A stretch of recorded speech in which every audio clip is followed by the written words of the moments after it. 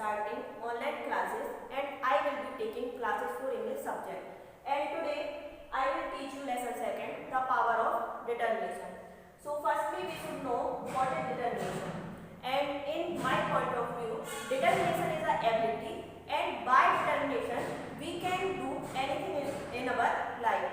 And also I can say that by determination we can do every trouble in our life. So in this lesson we shall read about a little boy and his determination. So let's start. Lesson second, the power of determination. The little country schoolhouse was heated by an old-fashioned pot-built coal stove. It means जो एक country है छोटी सी, वहाँ पर क्या होता है, एक स्कूल स्टार्ट होता है, तो वहाँ पर सर्दियों के मौसम में क्या होता है, एक पुराने जमाने की जो स्टोव आपने देखी होगी, उससे क्या होता है, उस कमरे को क्या किया जाता है, हीट किया. A little boy had the job of coming to school early each day to start the fire and burn the room before his teacher and his classmates arrived. यानी कि स्कूल में जो छोटा सा लड़का होता है उसकी जॉब क्या रहती है कि उसको अपने क्लासमेट्स और अपने जो टीचर्स हैं उनके आने के पहले क्या करना पड़ता है, स्कूल में आना पड़ता है और उसको क्या करना पड़ता है, हीट देनी पड़ती है, यानी कि कमरे को क्या करना पड़ता है, गर्म करना पड़ता है. One morning they arrived to find the school house engulfed in flame. अब एक सुबह क्या हुआ, जब उसके क्लासमेट्स और टीचर्स आए तो उन्होंने देखा कि जो स्कूल की बिल्डिंग थी वो क्या हुई थी, आग ही आग उस बिल्डिंग में लगी हुई थी.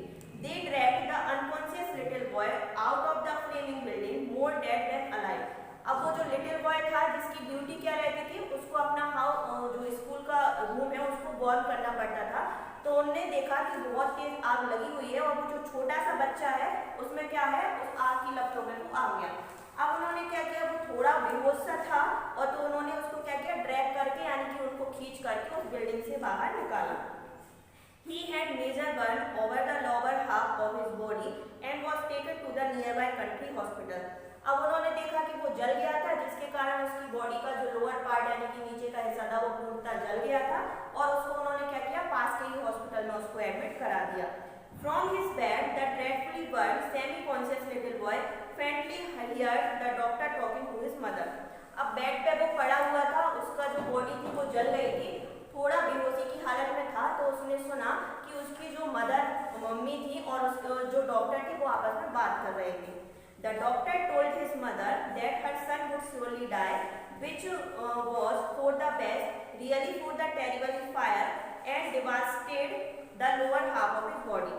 तो जो डॉक्टर थे वो उसकी मदर से बोल रहे थे कि क्या हुआ, ये जो बच्चा है वो शायद ही है सर्वाइव कर पाएगा, क्योंकि उसकी बॉडी का जो आधे से ज़्यादा पार्ट है वो जल चुका है और अच्छा ही होगा कि ये मर जाए, क्योंकि इसके बाद इसकी बॉडी का कोई भी यूज नहीं है.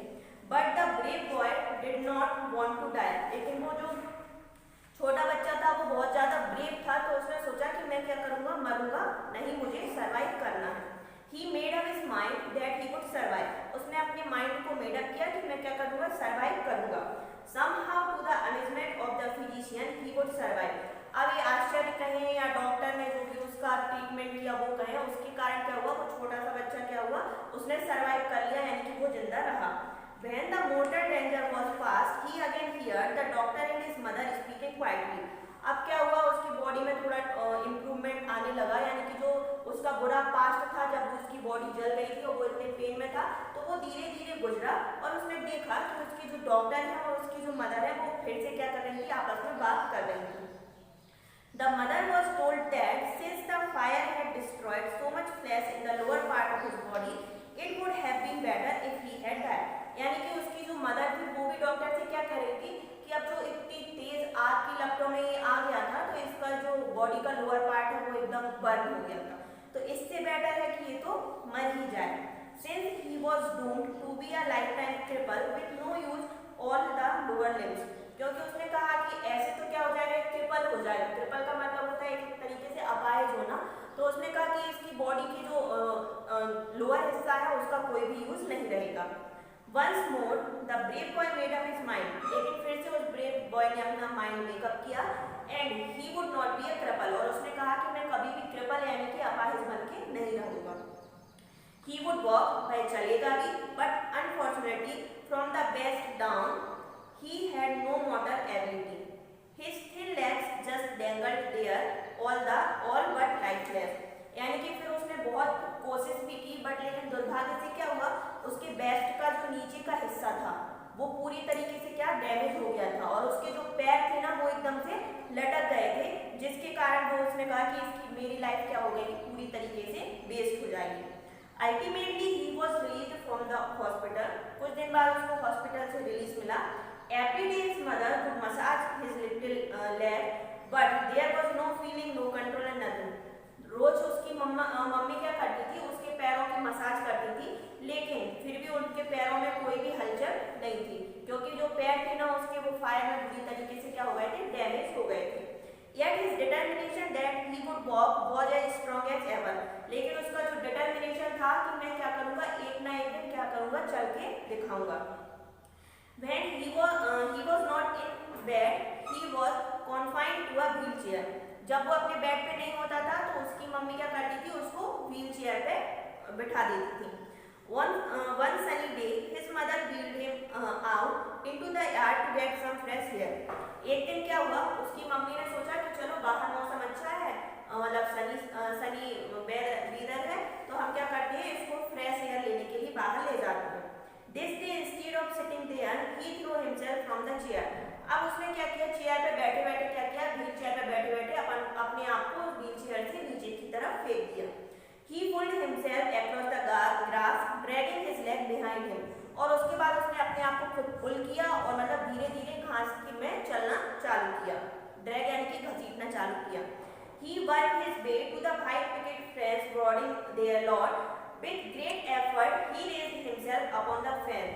यानी कि उसने बहुत कोशिश की, जैसे बाउंड्री बनी रहती है ना, तो उसके जो आंगन था उसमें क्या बना हुआ था, एक फेंसिंग थी तारों की, तो उन्होंने उसकी मदद से क्या किया, धीरे धीरे चलना चालू कर दिया। Then step by step he began dragging himself along the fence, resolved that he would walk. धीरे धीरे उसने क्या किया, अपने आप को ड्रैग करना चालू किया ताकि वो क्या करे, धीरे धीरे चल सकेगा। He started to his duty every day until he wore a smooth path along the yard beside the fence. There was nothing he wanted more to develop life with those legs. अब क्या होता है, रोज रोज वो क्या करता है, वही चीज करता है, अपने आप को ड्रैग करने की कोशिश करता है ताकि वो क्या करे, धीरे धीरे क्या करते, चलना चालू कर दे, और उसके जो लेग्स हैं, जो लाइफ लेग्स ही मानता था वो धीरे धीरे वर्क करना चालू कर दे। Ultimately, through his daily massage, his iron persistence and his resolute determination, he did develop the ability to stand up, then to walk by himself and then to run.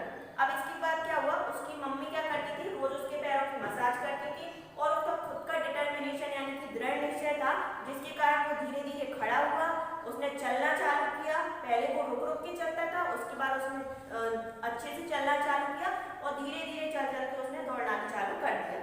He began to walk to school. वो क्या करता था, अपने school चल के जाता था।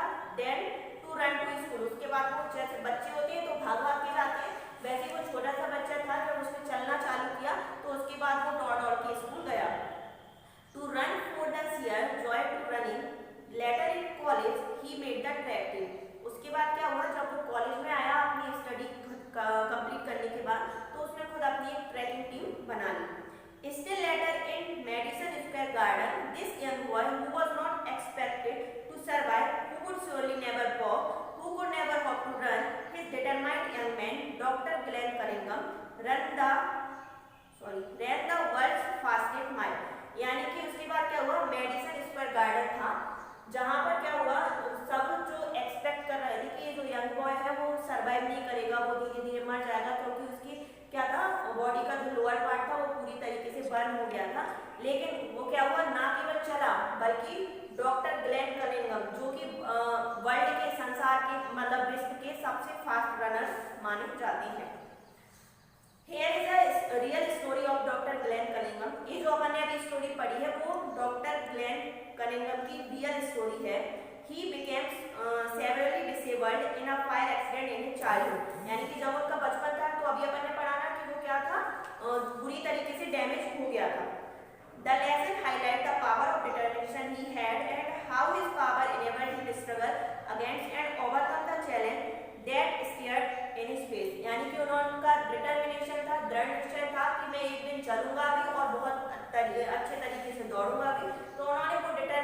द्वारा वो सारी चीजें कंप्लीट कर ली। Ultimately he become the fastest mile runner of the world, और वो क्या हुए, संसार के सबसे ज्यादा फास्टेस्ट रनर अप बन गए। तो यानी कि द पावर ऑफ डिटर्मिनेशन, यानी कि हमारी लाइफ में कुछ भी होता है, अगर हम उसके प्रति दृढ़ निश्चय है कि हाँ मुझे ऐसा करना ही करना है, तो हम लाइफ में कुछ भी कर सकते हैं। आपको लाइफ में कुछ बनना है तो सबसे पहले आपको डिटर्मिनेशन करना पड़ेगा, दृढ़ निश्चय होना पड़ेगा, और उसके बाद आप लाइफ में कुछ भी कर सकते हैं। Thank you. Put the verb in their correct form. तो अब इसमें अपन क्या है, थोड़ी ग्रामर के बारे में देख लेते हैं। आपने 9th क्लास में, 8th क्लास में टेंस के बारे में पढ़ा होगा, प्रेजेंट, पास्ट और फ्यूचर।